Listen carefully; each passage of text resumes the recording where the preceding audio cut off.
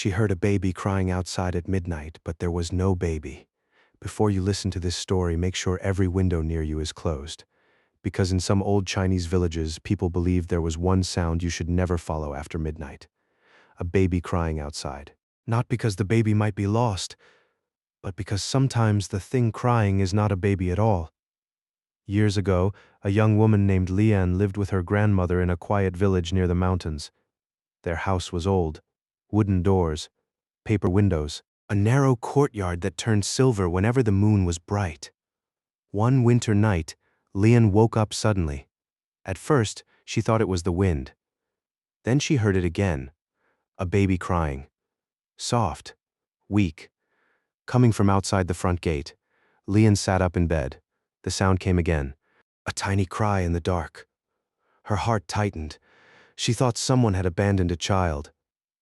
She grabbed her coat and hurried toward the door. But before her hand touched the wooden latch, her grandmother's voice came from behind her. "Don't open it." Lian turned around. Her grandmother was standing in the hallway, pale and wide awake. Lian whispered, "Grandma, there's a baby outside." Her grandmother shook her head.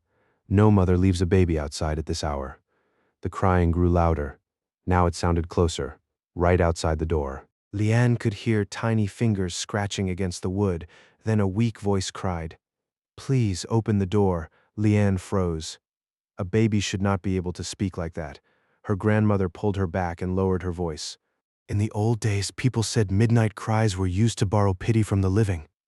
Lian didn't understand. Then the crying suddenly stopped. For a few seconds, the whole house became silent.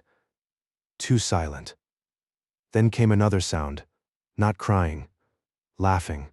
A small, wet laugh from the other side of the door. The oil lamp flickered. The paper windows trembled. And something outside whispered in Lian's own voice, "Grandma, open the door." Lian covered her mouth.